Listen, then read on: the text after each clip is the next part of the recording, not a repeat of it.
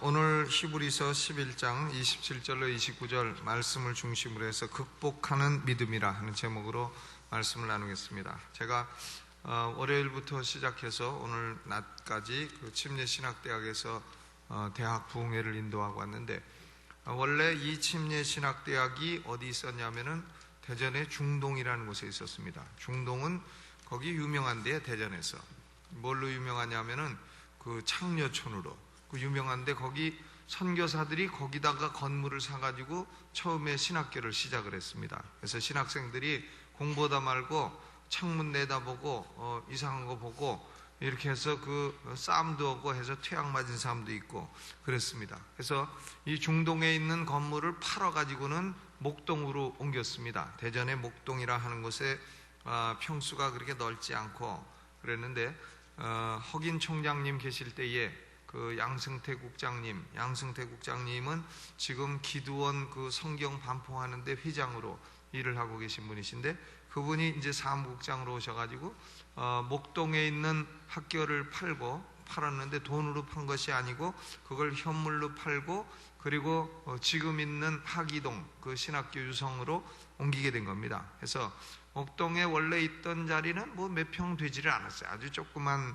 땅이었고, 그것을 팔아가지고 한 평당 120만 원에 팔아서 하기동 그 유성으로 한 평당 6만 원에 사가지고는 그것을 그 7만 평을 사서 6만 원에, 그래가지고는 거기다가 그 목동에 있는 땅을 다 갖는 조건으로 거기다가 건물을 지어준 거예요. 땅 사고 건물 지어주고, 이렇게 해서 이 유성에 그 침례신학대학이 생겨나게 됐는데, 지금은 침례신학대학에 있는 자리가요 6만 평, 7만 평에 땅 한 평에 800만 원 됐어요. 800만 원 어마어마합니다. 그리고 목동 그 자리는 평당 지금도 120만 원이에요. 그러니까 그 120만 원 산 기업은 망해버렸습니다. 그래서 침례신학대학은 땅값만 지금 거의 4천억, 5천억이 넘는 이런 어마어마한 거부가 되었어요. 그래서 참 그 일을 이룬 분이 허긴 총장님인데, 허긴 총장님이 그 참 임기 1년을 남겨놓고 그렇게 그런 공로를 참 모르는 사람들에게 이렇게 임기 중에 쫓겨났다 하는 것이 제가 가슴이 아팠지만, 부흥회 할 때에 그런 얘기를 한마디도 안 했어요. 근데 무슨 얘기를 하려고 하는 거냐면요, 거기 그 땅을 6만 평, 7만 평을 살 때에 주인이 몇 명이었냐면 60명이 넘었습니다. 주인 60명이 다 각각 다르고, 그것을 이제 허 총장님과 그리고 양승태 국장님이 다 일일이 만나가지고 그 복잡한 땅을 다 사고 거래를 이루는 것입니다. 그러니까 참 어려운 일이었어요. 그걸 건물을 짓고 할 때 제가 그때부터 교수를 했는데 학생들이 데모했습니다. 왜냐하면 거기가요, 그 당시에는 도로 포장도 잘 안 됐던데요. 91년도에 도로 포장도 잘 안 되고 하니까는 학생들이 우리가 중이가 이렇게 해가지고 프랭카드 붙였어요. 우리가 중이가 왜 산속으로 들어가느냐 이러고선 데모를 하고 했는데, 지금은 그 앞에 10차선이 생겼습니다. 고속도로도 4차선밖에 안 된 그 앞에 학교 앞에 10차선이 생겼어요. 대전과 조치원 가는 길이요 어마어마합니다. 10차선. 아파트들이 엄청나게 들어서 가지고 어디가 어딘지 지금 가면 헷갈려 가지고는, 그리고는 그 땅값이 평당 800만 원. 그래서 땅값만 해도 4천억이 넘는 어마어마한 거부가 됐습니다. 참 그 일을 이룬 분이 허 총장님이고 양승태 국장님이고, 참 그런데 그분들 노고가 큽니다. 무슨 얘기를 하려고 하는 거냐 하면은 믿음이라고 하는 것은 우리가 예수를 믿는다, 믿음이 있다, 그 얘기를 할 때에 믿음의 중요한 특징 가운데 하나는 뭐냐면, 어려움이 있어도 어려움에 굴복하지 않고 넘어간다. 그게 믿음의 중요한 특징 가운데 하나라는 얘기를 하는 겁니다. 그거 60명 그 사람들 찾아가서 땅 살 때에 보통 어려웠겠어요. 그러니까 새벽 4시부터 그 주인 집 앞에 가서 죽치고 앉아가지고는 이 땅 파시오 해가지고는 그걸 새벽부터 다 해서 60명 그걸 다 아직도 못 산 게 있어요. 그 한가운데 땅 몇 평 그건 아직도 안 팝니다. 그 아주머니가 주인인데 거기다 농사 짓고 거기다가 인분 갖다가 푹 퍼부고 이러고서 그렇게 했는데 아직도 못 산 땅이 있는데 그 당시에 그걸 이전할 때 얼마나 어려웠겠습니까? 참 그 어려운 과정을 다 극복하고 오늘 우리 침례신학대학이 참 한국에서도 내놓으라 하는 재산 가치로 쳐도 참 어마어마한 재산을 가진 그런 신학대학으로 성장하게 된 것입니다. 오늘 말씀드리고자 하는 요지는 그거예요. 믿음이란 어려움이 있어도 어려움에 쓰러지지 아니하고 난관이 있어도 난관을 극복하고 나가는 것이 믿음이다. 그것이 믿음의 중요한 특징이다. 그 얘기를 하는 것입니다. 우리가 선교 역사를 봐도요, 선교사들이 참 어려웠습니다. 그 선교 역사 책 가운데 하버드 대학에서 교수를 하는 루스 터커라고 하는 여자가 있어요. 그 사람이 쓴 책 가운데 From Jerusalem to 이리안 자야, 예루살렘에서 이리안 자야까지라고 하는 선교 역사를 기록한 책이 있습니다. 이 책에 보면 미국의 선교사, 아프리카 선교사인데 피터 카메론 스코트라고 하는 젊은이에 대한 얘기가 나오고 있습니다. 이 사람이 원래 오페라 가수였어요. 오페라 가수가 돼서 돈을 많이 벌 수 있는 사람인데 젊은 시절에 인생의 방향을 놓고 고민을 하게 됐습니다. 내가 나의 영광을 위해 살 것이냐, 내가 스포트라이트를 받으며 사람들을 즐겁게 하는 일을 하기 위해서 내가 살 것이냐, 아니면 비록 사람들이 알아주지 못할지라도 하나님을 즐겁게 하는 하나님의 종이 될 것이냐, 이걸 가지고 젊은 시절에 고민을 했습니다. 그러다가 그는 하나님의 종이 되기로 결심을 했어요. 그래서 뉴욕에 있는 선교사 대학에 입학을 해서 졸업을 하고 1890년에 아프리카로 갔습니다. 자기 동생을 데리고 갔는데 자기 동생은 금방 죽어버렸습니다. 아프리카에서 병 걸려서. 그래서 자기 동생을 파묻고 그리고 장례를 직접 치르고 그리고 자기 건강도 나빠지고 하니까 영국으로 이제 잠깐 건강을 회복하기 위해서 치료를 받으러 갔는데 영국의 웨스트민스터 사원에 가니까 거기 아프리카 선교사였던 데이빗 리빙스톤이란 사람의 무덤을 가보게 된 거예요. 그 무덤의 비석에는 뭐라고 써 있었냐면 이 우리에 들지 아니한 다른 양들이 내게 있다, 이런 비석의 비문이 있는 것을 보고서 그는 다시 용기를 얻게 됩니다. 그래서 미국으로 돌아가서 다시 선교사를 모집을 해서 자기 여동생과 함께 1895년에 아프리카로 다시 돌아왔어요. 그리고는 4개의 교회를 세우고 학교를 세우고 병원을 세우고 그러다가 그도 29살의 나이로 병이 들어서 그 이듬해 1896년에 죽고 말았습니다. 그리고 뒤를 이어서 함께 간 선교사들도 죽고 말았습니다.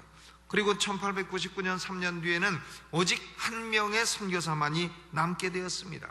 그래서 이 스코트 선교사가 간 아프리카 지역을 백인 선교사들의 무덤이라고 부르게 됐어요. 백인들이 거기만 오면 죽는다고요. 전도에서 예수 믿고 구원받은 사람의 숫자보다도 죽은 선교사의 무덤 숫자가 더 많았기 때문입니다. 그래서 그 동네를 백인 선교사의 무덤이라 이렇게 불렀습니다. 그런데 유명한 아프리카의 교부 터툴리안의 말대로 순교자의 피는 교회의 씨앗이 되었습니다. 순교자가 피 흘린 자리는 반드시 거기 교회가 서서 부흥을 합니다. 순교자의 피는 교회의 씨앗이다, 유명한 말을 남겼어요. 아프리카 사람들이 놀라기 시작을 한 것입니다. 아니 도대체 복음이 무엇이기에, 도대체 예수가 누구시기에 백인들이 이렇게 와서 목숨 아까운지 모르고 목숨 내놓고 복음을 증거하는가. 그래서 그때 이 흑인들의 마음이 움직이기 시작을 한 것입니다. 1871년을 통계를 보면 이 스코트 선교사가 시작한 아프리카 내지 선교회, 아프리카 인랜드 미션이 150만 명의 구원받은 성도 수를 기록하고 있다 하는 통계를 보여주고 있는 것입니다. 얼마나 놀랍습니까? 몇 사람의 선교사가 피를 흘리고 그리고 한 7, 80년 지나니까 150만 명의 영혼이 구령을 받게 되었다. 대단히 놀라운 열매를 맺게 된 것입니다. 여러분, 우리가 예수 믿고 믿음으로 산다 할 때에 믿습니다, 내가 믿음이 있습니다 할 때의 그 믿음이라 하는 것은 어려움이 있다고 넘어지고 포기하고 쓰러지고 그러면 그것은 믿음이 아닙니다. 어려움이 있어도 어려움을 극복하고 어려움을 승리하고 나가는 것이 믿음의 중요한 특징인 줄로 믿습니다. 오늘 우리가 읽은 본문 말씀을 보면 모세의 믿음의 특징도 그거예요. 모세도 신앙생활에 장애물이 많이 있었어요. 오늘 본문에는 모세의 장애물은 세 가지다 이렇게 되어 있어요. 첫째로는 인간적인 장애입니다. 27절에 보니까 믿음으로 애굽을 떠나 임금의 노함을 무서워 아니하고 곧 보이지 아니하는 자를 보는 것 같이 하여 참았으며 그랬습니다. 그러니까 임금의 노함, 이 임금은 누구냐면 바로 바로왕입니다. 바로왕이 진노를 했어요. 바로왕의 진노가 무서운 것이었습니다. 그런데 모세는 애굽을 떠날 때에 이 바로왕의 진노를 무서워하지 아니했다 그랬어요. 모세가 애굽을 떠난 게 이게 언제냐? 모세는 애굽을 2번 떠났습니다. 2번 떠났는데 한 번은 40살에 떠났죠. 40살에 애굽 사람을 쳐 죽이고 모래에 파묻고 그리고 도망갔습니다. 그때는요 바로왕이 무서워서 도망간 거예요. 그러니까 여기 있는 본문 말씀에 믿음으로 애굽을 떠나 임금의 노함을 무서워 아니했다 하는 것은 40살에 애굽을 떠난 얘기는 아닙니다. 이것은 모세가 80살 되었을 때에 하나님으로부터 소명을 받고 그리고 불타는 가시떨겨나무에서 하나님을 만나고 그리고 애굽에 가서 내 백성을 가게 하라, 이것을 출애굽의 지도자로서 사명을 감당할 때에 그때에 바로왕을 두려워하지 아니했다 하는 것입니다. 왜 모세가 그 당시에 최고 강대국의 최고 통치자인 바로왕을 무서워하지 아니했느냐? 그 당시는 애굽왕 바로처럼 강력한 존재가 없었습니다. 바로왕을 대적하는 것은 자살하는 것과 같은 거예요. 바로왕을 민족이 대적하는 것은 민족이 몰살하겠다고 하는 것과 마찬가지입니다. 그런데 모세는 이 바로왕의 노함을 무서워하지 않았습니다. 그 이유는 왜냐하면 하나님이 모세에게 확고한 소명을 주셨기 때문입니다. 또 하나님이 모세와 함께 하셨기 때문입니다. 하나님이 모세의 손으로 갖가지 기사와 이적을 이루셨기 때문입니다. 또 하나님이 모세의 편이셨기 때문에 그렇습니다. 그러므로 모세는 하나님이 나와 함께 계신다 하는 그 믿음으로 말미암아 바로왕을 조금도 두려워하지 아니하고 이스라엘 백성을 이끌고 출애굽을 하게 된 것입니다.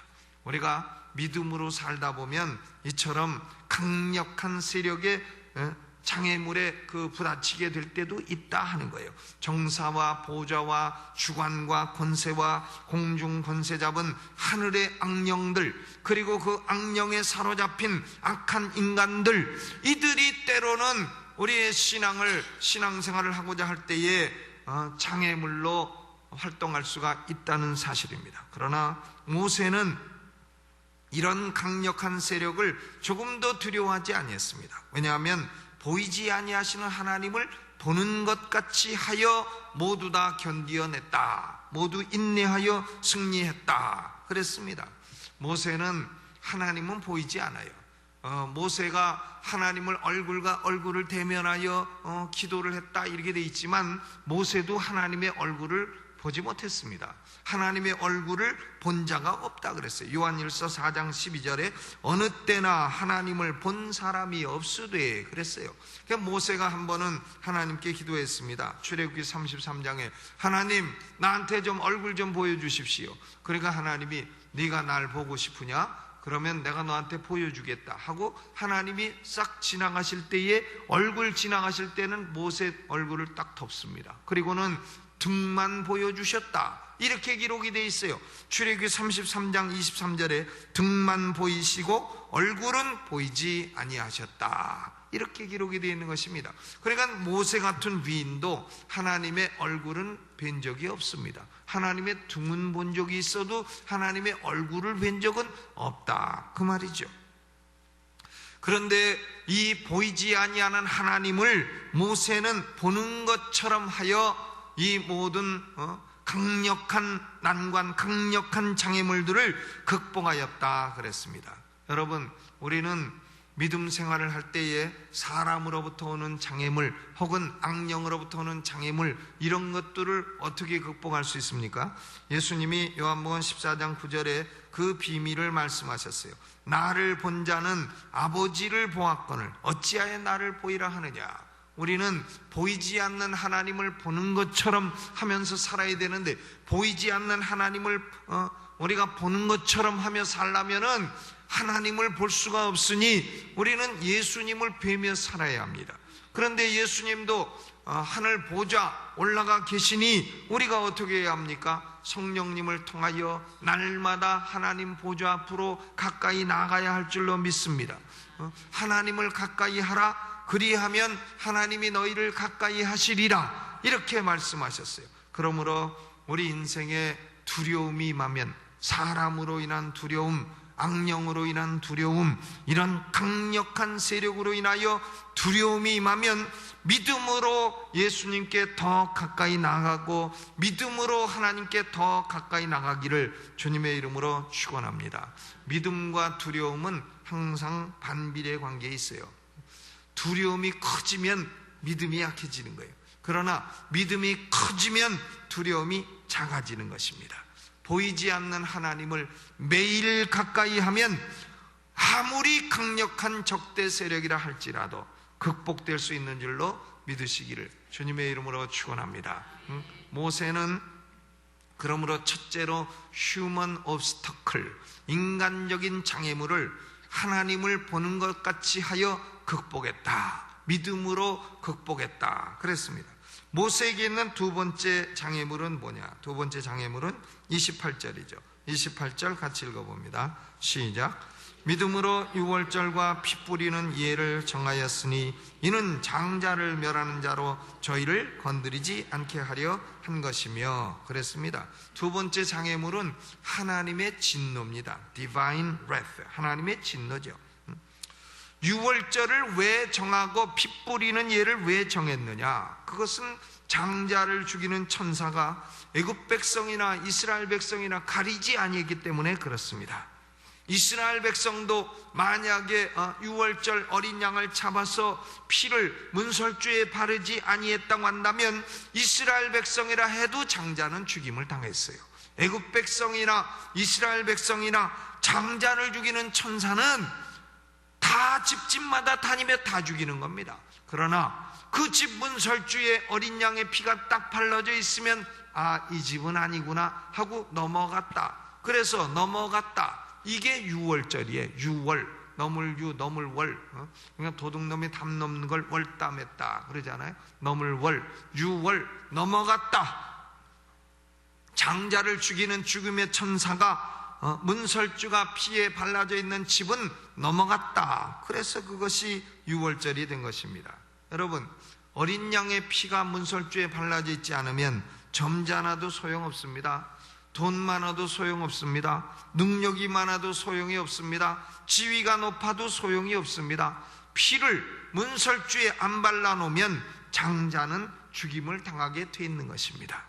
여러분, 애굽 사람이나 이스라엘 사람이나 장자를 죽이는 천사는 똑같이 역사했듯이 이 세상 모든 사람들은 하나님의 진노 아래 있는 것입니다.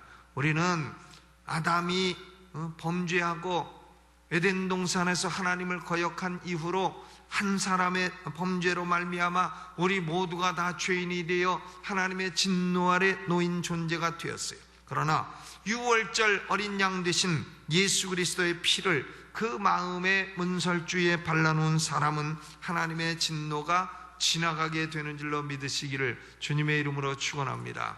여러분 마음에는 예수님의 피가 발라져 있습니까? 아무리 기독교 가정에서 자라나도요, 아무리 기독교 부모에게 교육을 받았다 해도 어린 양 예수의 피가 자기 마음의 문설주에 발라져 있지 않으면 아무 소용이 없는 겁니다. 공산주의를 사상을 만드는 칼 막스도 그 기독교 가정에서 태어난 사람이에요. 그 부모님이 기독교인입니다. 김일성이도 부모님이 기독교인이라 하지 않습니까? 그러니까 기독교 가정에서 태어났다, 그거 소용없어요. 아버지가 목사다 장로다, 그것도 소용없습니다. 자기 각 개인이 자기 마음의 문설주에다가 그리스도 예수 어린 양의 피를 발라 놓아야 그 사람은 하나님의 진노가 지나가고 하나님의 진노라고 하는 인간의 힘으로 극복할 수 없는 장애물을 넘어갈 수 있게 되는 줄로 믿으시기를 주님의 이름으로 축원합니다. 사람들은 논리적인 사람들이 많죠. 그래서 어린 양의 피를 발라놓는다고 해서 하나님의 진노가 지나가느냐, 어린 양의 피를 문설주에 발라놓는다고 해서 장자가 안 죽느냐, 그게 무슨 논리적인 연관성이 있느냐, 난 안 믿겠다. 나는 그렇게 비논리적인 것을 안 믿겠다. 그러면 그 사람은 장자 죽는 수밖에 없는 겁니다. 하나님의 진노를 당하는 수밖에 없는 것이에요. 그리스도 예수님이 우리의 죄 대신 죽으시고 피 흘리신 사실을 믿지 않는 자는 예수님이 죽으신 것과 내 죄와 무슨 상관이 있느냐? 나는 그런 비논리적인 것을 안 믿겠다. 이런 사람은 하나님의 진노를 당할 수밖에 없는 겁니다. 하나님께서 어린 양의 피를 마음에 바른 자만 진노를 제거하겠다, 진노가 지나가겠다 말씀하셨으면 그 말씀에 순종을 해야지, 자기가 무슨 하나님이 관데 하나님 보고 논리에 안 맞는다, 논리에 틀린다 이런 얘기를 할 수가 있겠습니까? 하나님의 진노의 표현은 크게 두 가지입니다. 현세적인 진노가 있고 내세적인 진노가 있습니다. 다른 말로 하면 일시적인 진노가 있고 영원한 진노가 있는 것입니다. 내 인생은 현세적인 진노가 없어. 내 인생은 하나님을 안 믿어도 난 어려운 일이 아무것도 없어. 내 마음에 어린 양의 피가 안 발라져 있어도 나는 현세적으로 어려움이 없어. 이렇게 말하는 사람은 영원한 진노가 기다리고 있는 것이에요. 영원한 진노는 불과 유황이 타는 지옥에서 영원토록 고생하는 것이 하나님의 영원한 진노인 것입니다. 예수님께서는 우리가 두 눈을 다 뽑히더라도 차라리 영원한 지옥불에 던져지지 않는 것이 더 낫다고 말씀한 것입니다. 비록 현세의 고난을 당해도 내세의 영원한 하나님의 진노를 안 당하는 것이 유익하다고 말씀하신 것입니다. 지체가 다 없어지더라도 내세의 영원한 하나님의 진노를 안 당하는 것이 좋다 하는 것입니다. 그것이 예수님이 하신 말씀이에요. 어린 양의 피를 문설주에 바른 사람은 그 안에서 안심해도 되는 겁니다.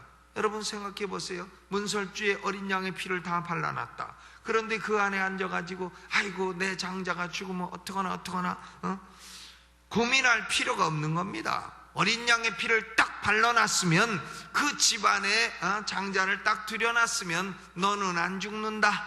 어린 양의 피가 있으니 죽음의 사자는 너를 넘어간다. 너는 걱정하지 말아라 하고 맘 턱 놓고 앉아서 어린 양 고기 먹고, 그리고 무교병 먹고 순나물 먹고 그러면 되는 것입니다. 여러분, 내가 예수 믿어 내 영혼에 어린 양의 피가 발라져 있다 하면 하나님의 진노를 당하지 않는다 하는 것을 확신해야 되는 것입니다. 이것을 가리켜 구원의 확신이라 이렇게 말하죠. 예수 믿는 사람들은 구원의 확신을 가지고 살아야 돼요. 내가 예수 믿으면 나는 하나님의 영원한 진노를 당하지 아니한다, 이렇게 믿고 살아야죠. 어린 양의 피를 발라놓고서는 아이고 그래도 하나님이 우리 장자 죽이면 어떡하나 걱정할 이유가 아무것도 없는 줄로 믿으시기를 주님의 이름으로 축원합니다. 그러므로 하나님의 진노라고 하는 인간의 능력으로 극복할 수 없는 장애물은 어린 양의 피를 문설주에 바르고 마음의 문설주에 바름으로 넘어가게 된다 하는 것입니다. 세 번째로 모세가 가졌던 장애물은 뭐냐? 첫째 장애물은 임금의 노함이라, 인간적인 장애물이요. 두 번째는 하나님의 진노라 하는 하나님의 장애물이요. 세 번째는 자연적인 장애물입니다. 29절을 읽어봅니다. 시작. 믿음으로 저희가 홍해를 육지같이 건넜으나 애굽 사람들은 이것을 시험하다가 빠져 죽었으며 그랬습니다. 자연적인 장애물이죠. 홍해입니다. 출애굽에서 광야로 들어가기 위해서는 반드시 거치지 아니하면 안 되는 장애물이 있어요. 그게 뭐냐면 홍해입니다. 홍해는 누가 거기다 일부러 갖다 놓은 게 아니에요. 원래부터 거기 있던 겁니다. 믿은 후에 비로소 생긴 것도 아닙니다. 그것은 애초부터 거기 있던 것이에요. 원래부터 있던 것들이 우리가 예수 믿게 되면 장애물이 될 수가 있는 겁니다. 원래부터 내게 있던 것, 원래부터 존재하던 나의 형제들, 원래부터 존재하던 나의 가족들, 원래부터 있던 내 직장, 이것이 예수 믿고 나면 내게 신앙의 강력한 장애물이 될 수가 있는 것이에요. 이스라엘 백성들은 앞에는 홍해가 막혀 있고 뒤에는 애국 군대의 말발굽 소리가 들리고 백성들이 거기서 원망했습니다. 모세에게 애굽에 매장지가 없어서 당신이 우리를 이끌어내어 이 광야에서 죽게 하느냐. 출애굽기 14장 11절에 모세에게 얼마나 원망했어요. 며칠 전에 장자 안 죽고 어린 양 피로 살아나고 그때 좋다고 나왔는데 홍해 앞에 가로막혀 있다고 모세를 원망하고 광야에서 죽게 하느냐. 그때의 모세는 이 홍해라고 하는 장애물도 오직 믿음 하나로 극복을 합니다. 지팡이를 들고 손을 바다 위로 내밀어 홍해바다를 갈라지게 하라 하는 하나님의 말씀을 믿음으로 딱 받아들이고 순종을 합니다. 출애굽기 14장 16절. 그 결과 모세가 지팡이를 딱 내밀고 홍해바다에 손을 내밀었을 때에 큰 동풍이 밤새도록 불어옵니다. 바닷물이 다 물러가요. 바닷물이 양쪽이 벽이 되었습니다. 그래서 바다가 육지처럼 되었습니다. 이스라엘 백성들은 바다를 육지처럼 건너갔습니다. 그 뒤를 애굽의 병거가 몰려옵니다. 말발굽소를 내며 쫓아옵니다. 그런데 모세가 홍해를 건너가 다시 손을 내어 미니 바닷물이 흘러 애굽 군대는 몰살하게 되었다. 그런 얘기가 출애굽기 14장에 기록이 되어 있는 것입니다. 어떤 사람들은 이것을 이렇게 해석을 해요. 야, 그게 무슨 동풍이 불어서 바닷물이 갈라지고 그런 기적이 어딨냐. 거기는 홍해바다는 그 당시에 갈대밭이 있었는데 이스라엘 백성이 건널 때 물이 빠져가지고 갈대밭이 좀 낮아져 가지고는 무릎 아래로 낮아져서 그래서 다 건너간 거다. 그러면요, 참 얼마나 큰 기적이겠어요. 그렇게 갈대밭에 그 사람 빠져 죽지도 않는 그 걸어간 그 갈대밭에 애국 군대가 거기 몰살됐다. 야, 그거 어마어마한 기적입니다. 기적을 부인하려다가 더 큰 기적을 불러오는 결과를 낳게 되는 것이에요. 여러분, 모세는 이름으로써 믿음으로 지팡이 하나 가지고 하나님 말씀을 믿어 홍해라고 하는 자연적인 장애물도 극복하고 넘어간 줄로 믿으시기를 주님의 이름으로 축원합니다.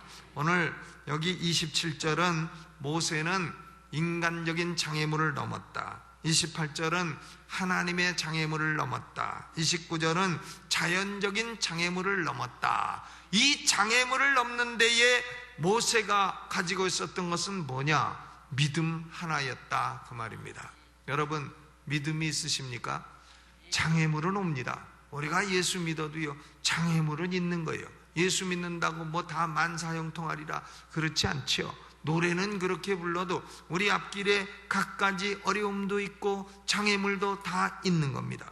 신앙의 경주는 그러므로 그냥 달리기가 아니고 장애물 경주예요. 장애물 경주. 그런데 장애물이 많다고 할지라도 이 장애물에 걸려 넘어져서 그래서 아이고 난 예수 그만 믿으려, 난 교회 그만 나오려 이러지 마시고, 내가 예수 믿어봐도 아무 소용이 없더라 이러지 마시고, 그런 말을 하는 사람은 장애물에 걸려 넘어진 사람이에요.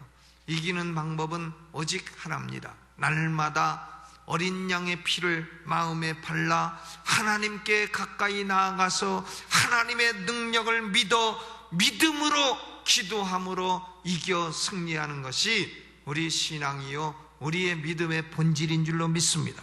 그러므로 여러분, 지금 장애물이 있으십니까? 건강의 장애물, 자식의 장애물, 경제적인 장애물, 참 내 힘으로 어떻게 넘어갈 수 없는 장애물이 있어도 보이지 아니하는 하나님을 보는 것처럼 딱 믿어 믿음으로 장애물을 다 넘어가시기를 주의 이름으로 축원합니다. 장애물이 크면 클수록 우리의 믿음이 커야 돼요. 장애물이 작으면 작은 믿음으로 넘어가죠. 그러나 장애물이 클 때에는 우리는 큰 믿음을 가지고 큰 믿음을 발휘해서 장애물을 다 넘어가게 되시기를 주의 이름으로 축원합니다. 인생 살면서 장애물에 넘어지지 마세요. 장애물에 걸려 넘어지지 마세요. 교회 와서 보기 싫은 사람 있다고 그 사람 때문에 자기 신앙 망치지 말란 말이에요. 그 사람이 무슨 자기 영혼하고 무슨 관계 있어요? 그 사람이 왜 내 신앙의 장애물이 되어야 합니까? 아멘. 그러므로 우리는 장애물에 넘어지지 말아야 돼요. 내 마음에 안 드는 것 좀 있다고 해서 그게 장애물이 돼서 넘어지면 어떡합니까? 이 세상에 어떻게 다 내 마음대로 됩니까? 내 마음대로 안 되는 것도 있지요. 훨씬 더 많지요.